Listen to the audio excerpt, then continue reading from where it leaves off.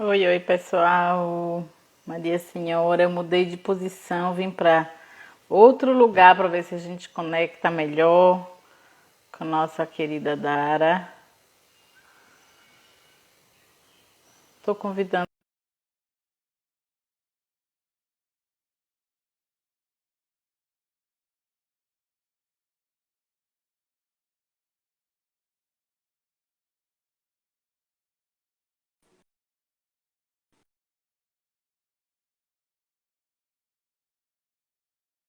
Oi, Dara. Agora vai.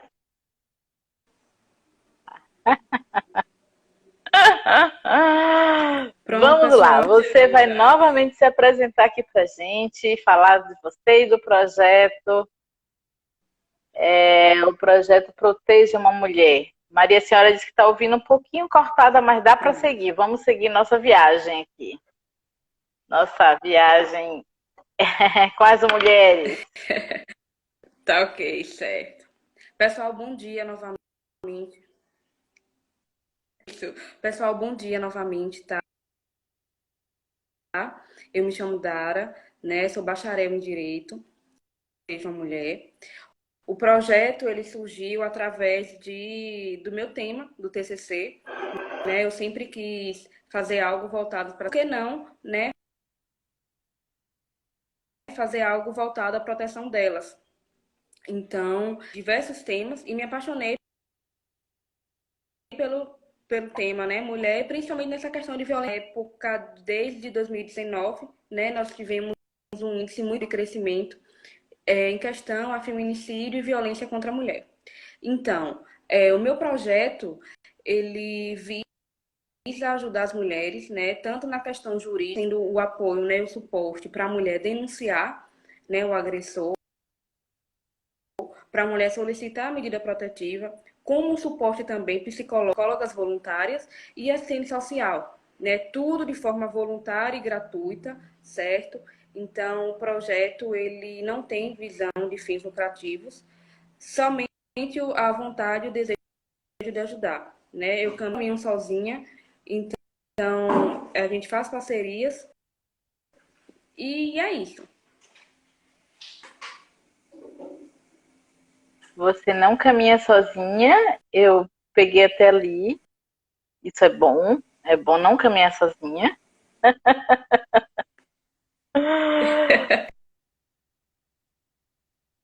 Então, Dara, eu acho que nós temos algo muito, muito em comum. A Casa de Maria e o seu projeto. A Casa de Maria, ela surge da ideia da nossa querida sócia, parceira Maria Senhora. Ela sempre pensou, imaginou ter uma casa de acolhimento de mulheres, né? Um lugar onde as mulheres pudessem ser recebidas, cuidadas e que o afeto fosse esse, né, o estímulo maior, o cuidado. E daí nós começamos a pensar juntas e juntos, porque nós temos o nosso parceiro também, o, o, o terapeuta Reinaldo, tá? Que é nosso parceirão e ele está aí. E nós pensamos em organizar uma instituição de pessoas que cuidam de pessoas. Nós ampliamos porque o nosso olhar hoje é que nós precisamos cuidar de todo mundo. É preciso cuidar de homens e de mulheres. Na nossa perspectiva, os homens Com foram muito certeza. descuidados ao longo da nossa formação. E daí surge essa fragilidade, porque nenhuma violência é potência, violência é fragilidade. Atrás de um violento tem uma pessoa muito frágil. Então, o nosso objetivo na Casa de Maria é acolher pessoas. E quando vimos o seu trabalho, nós pensamos que era uma coisa bacana da gente pensar e divulgar juntos, estarmos juntos. E por isso a Casa de Maria te acolhe. E eu E eu acho agradeço. que eu falei na outra live que nós tentamos começar e não funcionou. E tudo tem uma razão de ser, a gente não está com pressa, a gente não tem que ser perfeito aqui. Nós queremos passar uma mensagem de otimismo, de esperança e de acolhida para as pessoas. Mas assim, eu falei lá na outra live que nós somos da mesma cidade. Verdade. E Candeal, Candeal trazendo Verdade. mulheres potentes, mulheres com coragem, com força para pensar em outros seres humanos. Isso é muito bom e foi uma coisa também que me chamou muita atenção quando a Andresa me falou do seu trabalho. E a gente te acolhe. A Casa de Maria é uma casa de afeto e a gente te acolhe para esse mergulho que nós vamos fazer juntos, ouvindo pessoas, querendo saber das pessoas como é que nós estamos vivenciando essa pandemia. E aí eu queria novamente te devolver a palavra para você me dizer das notícias que você tem dessa pandemia, que é um momento de muita dor, é um momento de muito desafio, mas que também pode ser um momento de grande potência. Então eu te devolvo aí a palavra.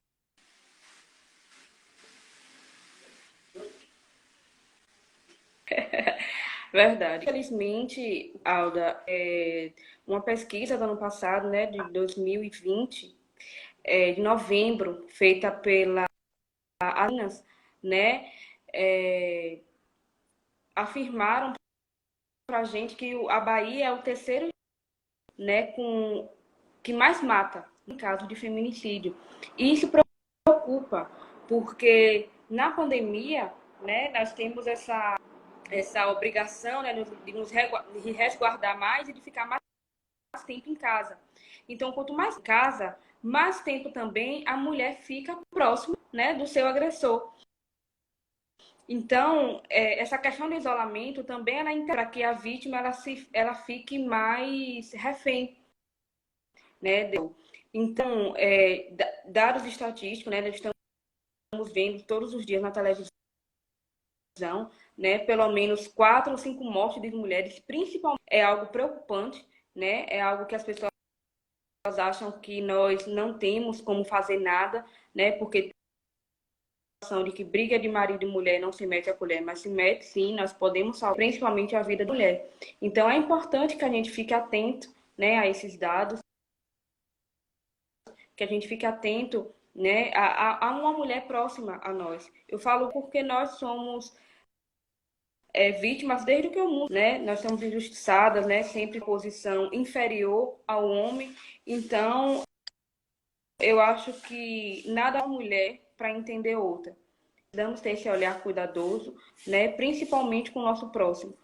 Porque nós, às vezes, idealizamos violência, né, contra uma mulher que seja distante de nós. Nossa vizinha, dentro da nossa casa, é uma colega de trabalho.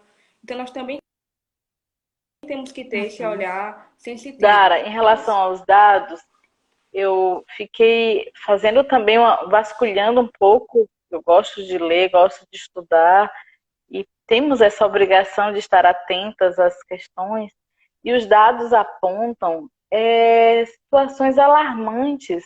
22% foi o aumento do feminicídio no Brasil em apenas um mês da pandemia. 22%. Então, o estar em casa, o estar em companhia no lar, com as pessoas e com o seu agressor é um desafio psicológico tremendo, porque, e assim, eu me pergunto, e eu fico me perguntando sempre, o que leva o homem a agredir uma mulher que é sua companheira, que é a pessoa que deveria estar ao seu lado, construindo e ela melhorando a vida dos dois. Por que, Dara? Onde é que está a origem dessa violência? Que não começa na pandemia.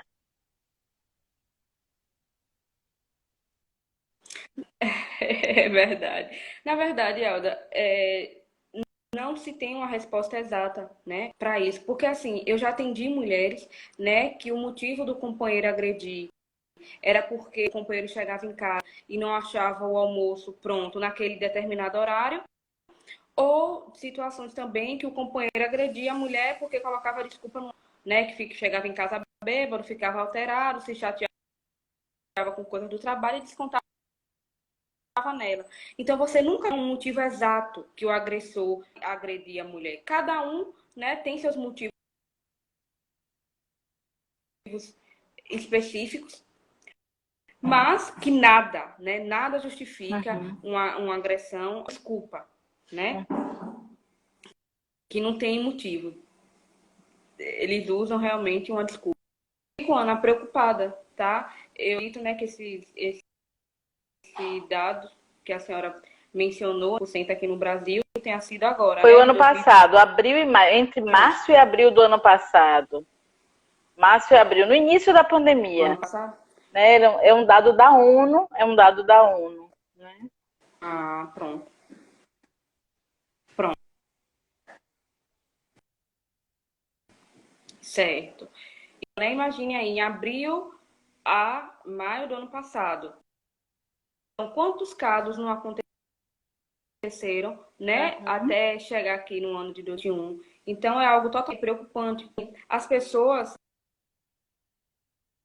elas têm uma ideia de violência contra a mulher somente a violência física externas. Mas se esquecem que a violência psicológica existe, sexual existe, principalmente dentro dos casamentos. Então, assim, não é só a questão, né, num ambiente familiar, né, dentro da própria casa, mas temos situações de violências contra a mulher no trabalho, em diversos lugares. Então, nós precisamos ficar atentos, né, e abrir a visão e entender que a violência contra a mulher cada vez mais tem ficado expandida. E isso Dara, realmente... eu creio que existe uma cultura na sociedade, né, mundial, que é uma cultura implantada que é do patriarcado. Né? A cultura do patriarcado, onde o homem é aquele que o que detém o poder sobre a família, deu a ele essa condição de se sentir um ser superior. Né? Então, o patriarcado é o grande pai do machismo. E o que é o machismo? O machismo é a supremacia do homem sobre a mulher. Então, se o homem se sente o dono, né, do corpo da mulher e das decisões da família, ele vai usar a sua força agressiva, agressora, para atingir a mulher ou aquele que ele acha que é o inferior no seio da família. E outro dia eu estava escutando uma palestra maravilhosa com Leandro Carnal, e ele dizia o seguinte: quando as pessoas entenderem o que é o feminismo, as pessoas, não haverá mais essa violência imposta. E aí o grande dilema que a sociedade vive é porque as pessoas pensam que o feminismo é a sobreposição da mulher ao homem. E é exatamente o contrário. O feminismo é pensar que eu sou mulher e sou igual ao meu companheiro e o meu poder de decisão, de persuasão, de discussão é igual, nem mais nem menos. Então, eu acho que é nesse lugar que se ancora essa grande potência da violência. Não sei se você concorda comigo.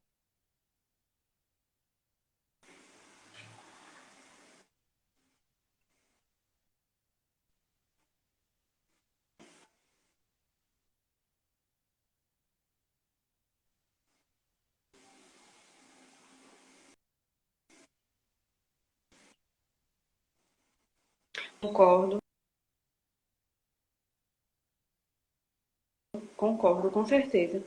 Né? Nós temos toda essa questão do Não te escuto bem agora. machismo, e tem muitas pessoas ainda, né, que acham que a questão do o homem. Então, a mulher, né, querer ter direitos iguais, mas que ela não vai poder sustentar aquilo, né? Essa é a ideia. Então, assim, nós temos uma sociedade 100% machista, né? Temos aí uma grande luta pela frente para esse processo de desconstrução, Uhum. né? De nós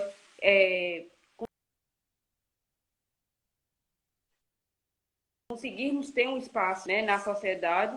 Eu acredito que esse ano de 2021, né, possa ser um ano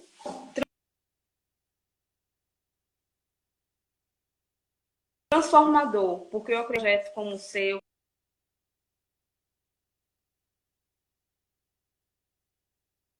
que como o meu, ele possa fazer e faz a diferença, certo? A partir do momento que você dá, né, de escutar o problema do outro, você dá chance para que o outro tenha seu problema exposto.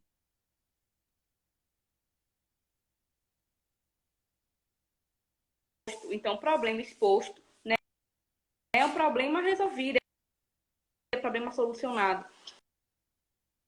Então, que juntas, né, nós possamos dar cada vez mais voz a essas mulheres, né, que possamos cada vez mais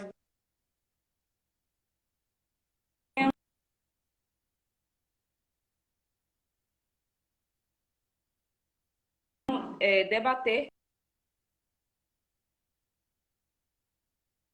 Oi, pessoal.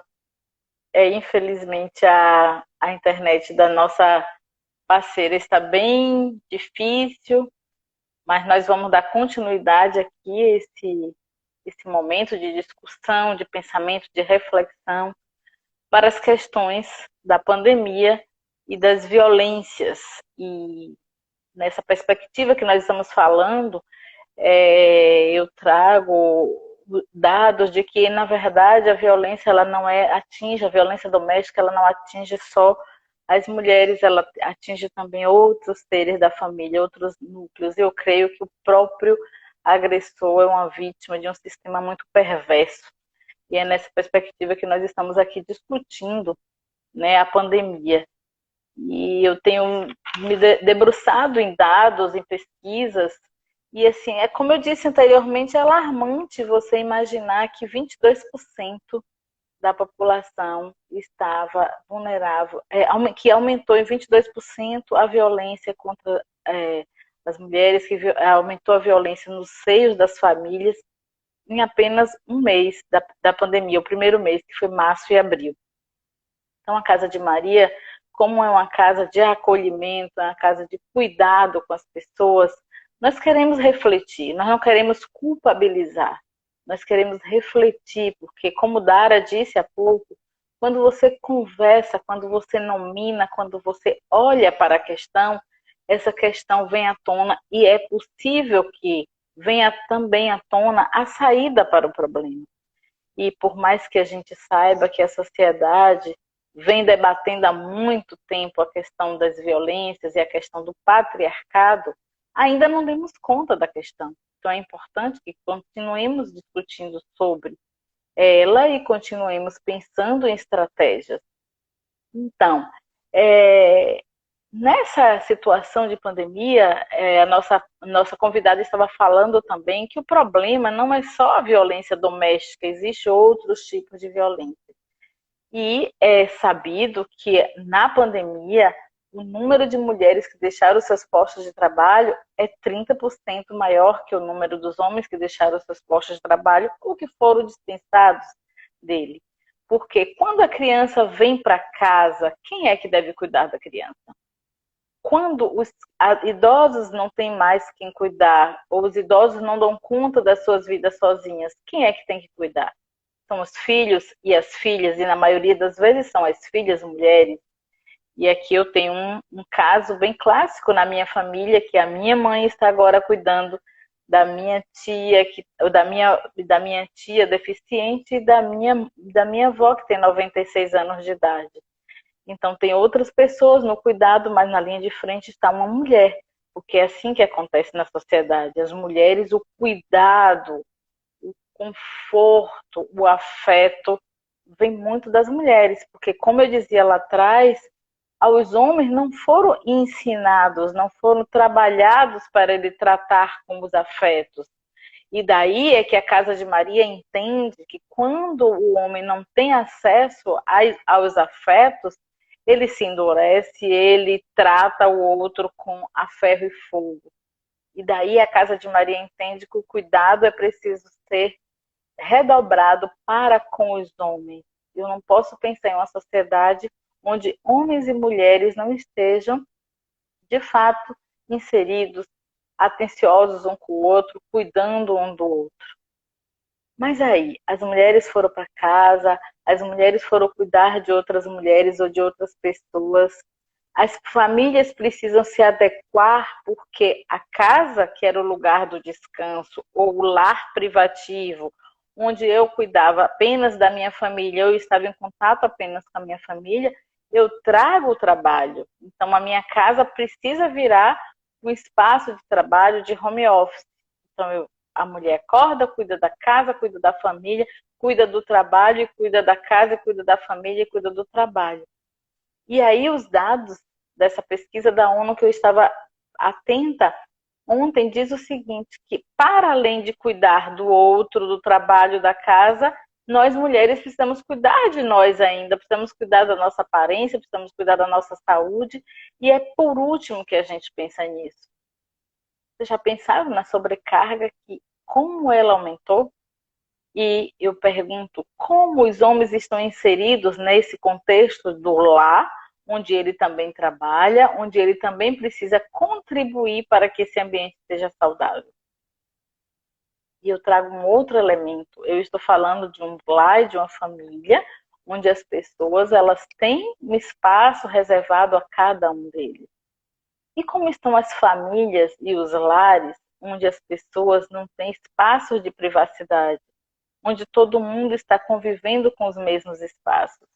E quando eu vejo os dados da pandemia que diz que o Brasil é o pior índice de mortalidade por conta da Covid, na verdade é o segundo maior, o Brasil só perde para os Estados Unidos, eu penso, o que é que está sendo feito para que o país lide melhor com isso? Qual o conforto que o governo federal deu ou pensou para a população, principalmente a população de baixa renda?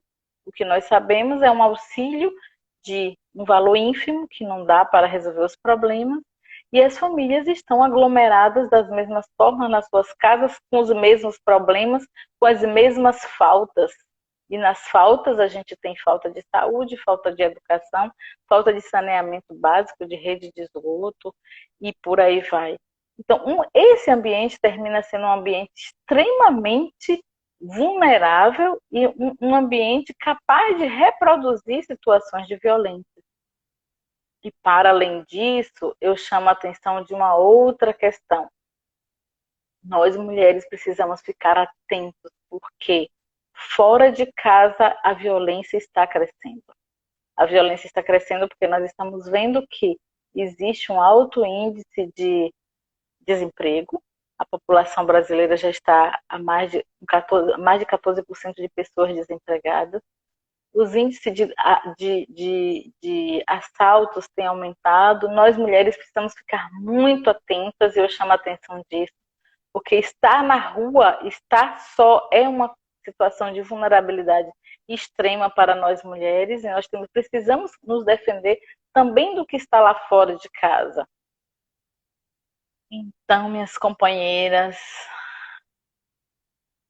é preciso respirar para dar conta de tantas vulnerabilidades e tantas situações que nós temos que nos debater, que nós temos que enfrentar. Vamos de cafezinho para a respiração ficar melhor.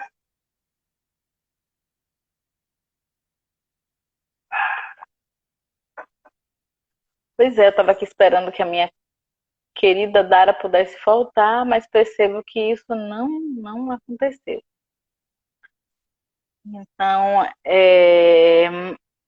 vamos continuando por aqui, dizendo a vocês que o objetivo da Casa de Maria não é trazer a solução para o problema, mas dialogar sobre ele, é pensar em qual, qual dimensão, em qual estratégia eu estou usando, por exemplo, na minha família para diminuir essa situação. Essa situação de pandemia nos leva para um isolamento social, mas é possível que tenhamos uma relação de afeto com as pessoas. É possível que tenhamos uma relação de cumplicidade com as nossas crianças e com os nossos idosos, que são também vulneráveis. Qual é a qualidade que eu estou conseguindo dar para a minha relação em casa, para a minha relação familiar, para a minha relação com as pessoas também no meu ambiente de trabalho? Eu estou conseguindo fazer algo que motive, que leve esperança para essas pessoas? Fica aí um pouquinho essa discussão. Eu estava falando com Dara mais cedo sobre dados estatísticos, sobre a situação nesse processo de pandemia, e a gente traz também dados de como é que está a situação das mulheres nas suas famílias. Então, no mundo, as mulheres têm se ocupado muito com as outras pessoas, e nessa pesquisa que eu vasculhei, da ONU Mulher, ela fala o seguinte, que 47% das mulheres são responsáveis por outras pessoas. 57% dessas mulheres elas são responsáveis por filhos menores de 12 anos. Mas 6,4% são responsáveis por outras crianças, que talvez não sejam seus filhos. 27% das mulheres se responsabilizam por idosos. E 3,3%, 3,5% se responsabilizam por pessoas com deficiências. E aí eu falei mais cedo que na minha casa, na minha família, a gente vive essa situação. Então, a pressão e a responsabilidade é sempre redobrada. Mas é possível pensar em estratégias para lidar com todas essas dificuldades que eu vim colocando aqui? Se a gente perceber, eu vejo que para além de todos esses desafios que a mulher enfrenta, tem uma máxima que diz que quando a gente tem mais sofrimento, a gente busca mais a nossa capacidade de resiliência, a nossa capacidade de lidar com o sofrimento aumenta à medida que você lida mais com esse sofrimento. Então, o que eu percebo como notícia bacana, notícia boa, é que para além das situações que nós estamos vivendo de vulnerabilidade, existem pessoas e mulheres, a exemplo do projeto Proteja uma Mulher, de Dara, estava aqui conosco, que é uma menina, uma jovem que está preocupada em ajudar outras mulheres.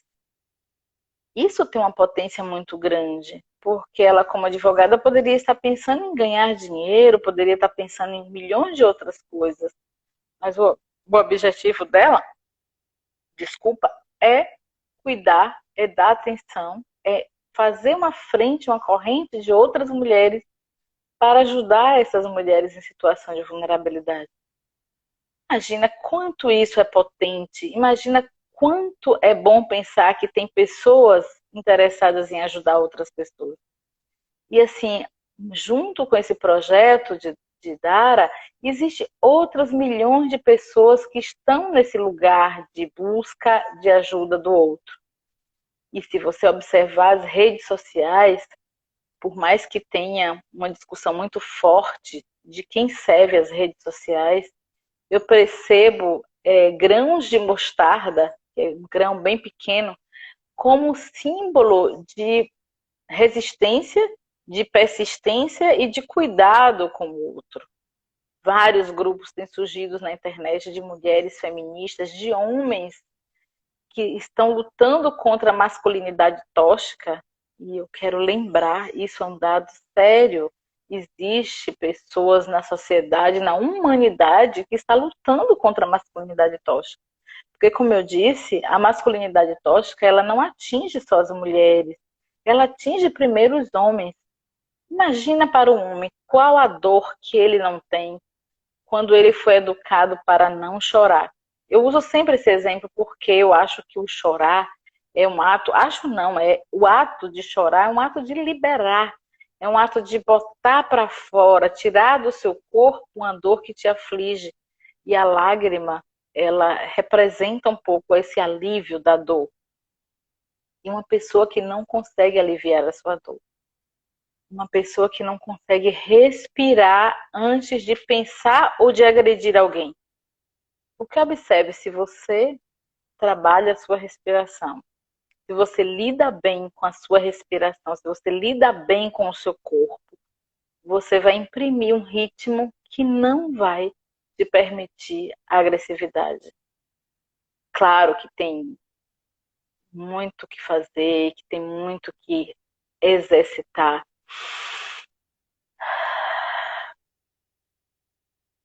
Mas o ato de respirar me libera de uma pressão muito potente. E eu convido, inclusive, as mulheres, nesse momento de dor e de pandemia, nesse momento de aflição, se unam com outras mulheres. É possível a gente fazer uma corrente e sair do isolamento afetivo.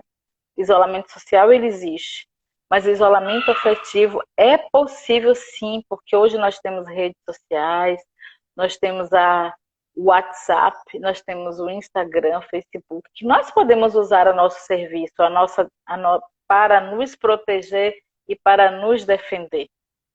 E nesse sentido, a Casa de Maria se coloca também como uma possibilidade de ação, de cuidado, de afeto e de respeito para com os homens e com as mulheres que estão vivendo qualquer tipo de situação de dificuldade, de aflição, de vulnerabilidade. Porque mesmo aqueles lares que não estão vivendo a violência, estão vivendo o isolamento social, estão vivendo a dificuldade que a pandemia traz, os medos que a pandemia traz.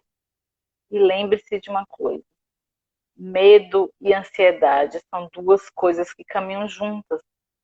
E nós podemos juntos pensar alternativas para sair da situação de medo. E nessa pesquisa que eu estava dizendo a vocês que eu fiz, eles falam também que, para além de toda essa dificuldade que as pessoas estão vivenciando, existe um núcleo de mulheres que estão trabalhando exaustivamente, por exemplo, para produzir máscara para ajudar outras pessoas, que estão trabalhando para produzir conteúdo científico para ajudar outras pessoas. Então, assim, no momento da dificuldade, nós não podemos nos desesperar. Nós precisamos pensar alternativas que nos leve a esse lugar de afeto, a esse lugar de cuidado. E é nesse sentido que a Casa de Maria veio até vocês e trouxe esse tema. Infelizmente, nós tivemos esse probleminha com a internet, mas nós estamos cuidando de pessoas. Eu deixo aqui um abraço fraterno, um abraço carinhoso e dizer que estamos juntos e que nenhuma dificuldade é maior do que a nossa capacidade de nos reinventar. E nós estamos aqui com vocês, buscando esse lugar de ser diferente, de ser novo. Ok? Um grande beijo. Fiquem com Deus. Essa semana foi a semana da intolerância religiosa e eu trago aqui o nosso afeto, o nosso cuidado, o nosso amor a todas as expressões de crença e religião. Um grande abraço. Mulheres, vocês não estão só. Nós podemos estar juntas sempre, mesmo que na distância. Um grande abraço.